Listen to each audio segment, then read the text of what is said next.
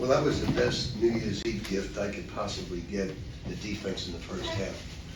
That was a brilliant performance of team defense.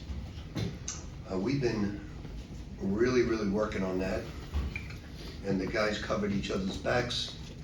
When you get people to shoot 13% from the field, 12% from three, you're just playing remarkable defense. Real proud of our guys. It was a terrific win.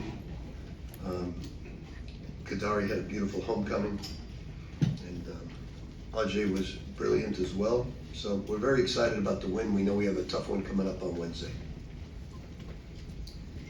Kadary, can you tell us a little bit about how you felt about being back in the arena and the reception that you got from the crowd? It was nice to come back and get a win, despite all the boos and stuff like that. I think I carved out a very good career here, so I appreciate them. Kadary, what do you think at the end of the game when St. John's fans were chanting your name? I thought it was cool that they embraced me and showed me love. They know what was going on all night with the crowd, so that was nice to see. RJ, did you notice anything maybe different about the way Kadary approached this game coming into it? Nah, he came into this game just like any other one. I know you guys are gonna say maybe he had a different mentality just because he was coming back to an old school, but I mean I think he played great. We came out with the same fire, the same intensity, the same defensive principles we come out with, and I was just glad to get a win. You got to focus on Xavier. Yes. RJ, when somebody says first place St. John's, how does that sound to you? You're in first place in the Big East here. Sounds great. I mean, I'm really excited. Myself and my teammates and the whole entire coaching staff, we put a lot of hard work during the summers. So I mean, it just feels great. I mean, it's nice to be in the first place, but the job's not finished. So we're going to continue to keep on winning games and just playing together, and having fun as a group. Is that the best first half you guys have played this year? As far as defensively, Yes. I think by the numbers, yeah. Coach Pitino told us in the first half that we held them to, I think, 13% from the field, 12% from the three, or vice versa. I'm not sure. But, You got it right. I did? You got it right. Yes. Got it. But Three field goals. Yeah, I feel like that's really been our next level, our jump from last year's team to this year's team. I feel like we got a nice group of guys. We're very long, athletic. We can switch 1 through 5. I think Zuby does a great job of guarding the guards as well. And I mean, I think it was a good defensive half. I want us to continue to play defense that aggressively. Coach, this is a team that got one more for the players first, then let them get out of here. RJ, yesterday, Coach said about your potential future, about how he thinks you're going to be a great pro and he thinks you could be in the NBA next year. Have you given any thought at all about your future? No, I just put everything in God's hand, and I'm gonna just take care of what's in front of me, and that's I'm here at St. John's, and I want to win big, and that's what we're gonna do, and I'm gonna wear this jersey proudly, and we're gonna see how it goes. Joy, did you get a chance to speak to Shaw at all before or during the game? No. What are your kind of goals with this season? I mean, obviously the team trying to make the NCAA tournament. What would that be like to make the tournament with these guys? I think it would be fun. We've been together since the summer, and we've been winning and preaching winning. So I feel like it would be a big thing for us and the community. Go ahead, one more. RJ, you guys held the defensive effort in the first half. You held Seton Hall to 3 field goals, for the entire half. But also your offense, you had 13 points and jumped out to a 20-point lead. So does the defense feed your offense in that hot streak? I think basketball's a game of runs. You got to play on both sides of the ball. But yeah, definitely, I feel like I get going on the defensive end, and my teammates do a good job of finding me. Okay, we'll let the guys get out of here. Go ahead, you can ask your question to start us off, Coach. Thank you, Kadary and RJ. Thanks, guys.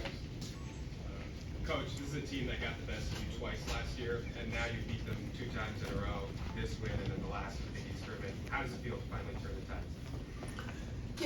It all depends. There's no more streaks anymore because the teams just keep changing dramatically. It's a new breed of college basketball. So you never have returning players where they got you last year, so you'll get them this year. It's just the players will keep changing. So we're just happy we won. We're not looking at records at all. Rick, how did it go from he's almost definitely not playing to Smith playing today? Well, I wasn't going to play him because he said he couldn't shoot, and he said, "Coach, I want to go." He said that to me, and I was surprised. The trainer and I both made a decision he would play, but I thought it'd be good for him to get out there and run because he hasn't practiced and play a little bit. It'll set him up for Wednesday's game. Were you concerned at all about contact and stuff like that? No, he's got a sprain. I wanted him to just get a few minutes, and I just mentally getting him over. It's the mental part right now. He's got to get over. Rick, is he still in pain, or is it like a? It bothers him a little bit when he shoots, especially when he misses. Rick, what makes this team so good defensively? Well, we've been studying a lot of film of great defensive teams. We studied the Oklahoma Thunder religiously right now because they play the same defense we play. And it's been a long, long time since I've seen a team play defense like they do. They play like a college team. They switch everything, they front everything, they give weak side help, they trap the great players. Just a lot of fun to watch them. In the last week, we've spent a lot of time watching the Thunder, and we're going to continue to do that. Rick, what was your advice to Kadary for handling this environment? How do you think you handled it? He handled it great. Kadary nothing really bothers Kadary. Look, every one of those students and everybody in the building would have done the same thing he did.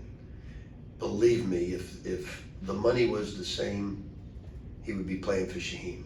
If the money was close, he'd be playing for Shaheen.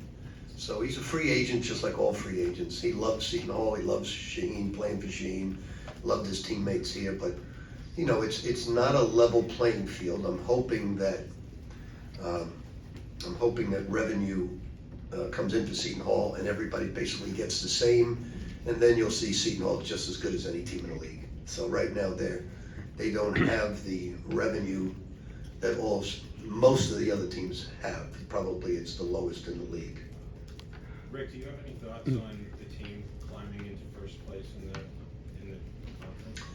You know, Raj, I'd rather take first place than last place. I really don't think about it. I'm just consumed with the next game. I think we're playing great defense right now. I think we're doing a lot of good things on the break. I'm just enjoying each practice, each game. I really don't think too much of that. And I'm proud for the St. John's fans. I know it means something to them, but to me it means very little.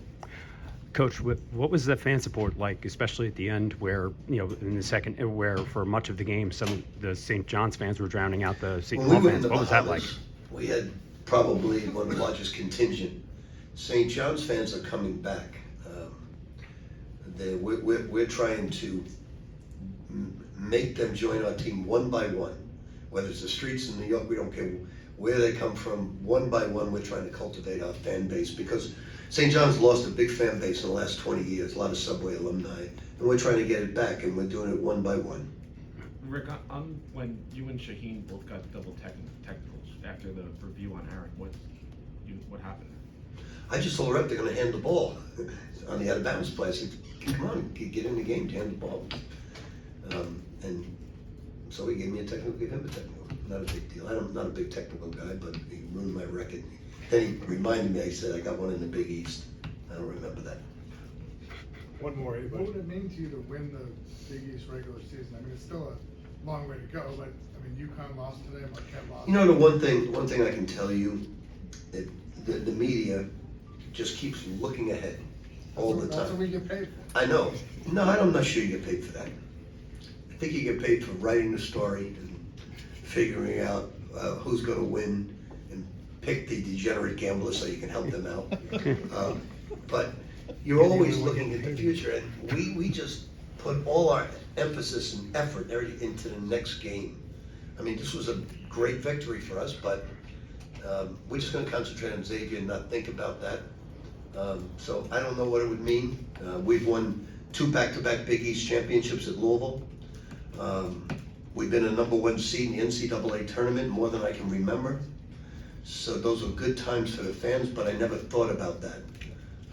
Now, after it's over, if you do it, I still remember those moments with the Big East championships. But we're a long way from that. Let's just get ready for Xavier, and focus on that, because they had a great win today.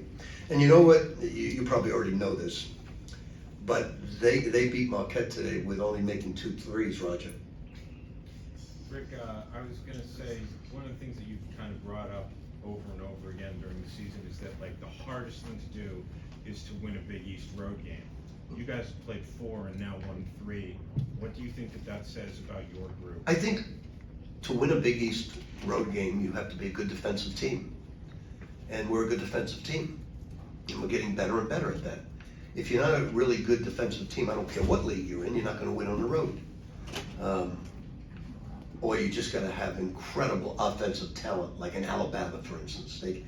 They can win any which way possible because they can score 100 points in a game. That's not us. We gotta be great defensively to win on the road. Thank you all. Thank you. Thank you, Coach.